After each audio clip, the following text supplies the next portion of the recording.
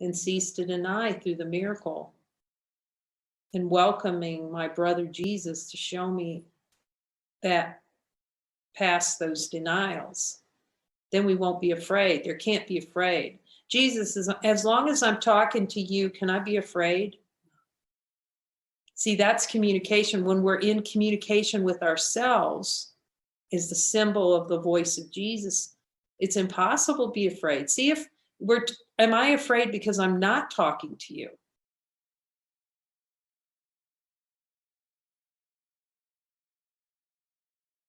So we just lay out the welcome mat to the voice, our own voice within,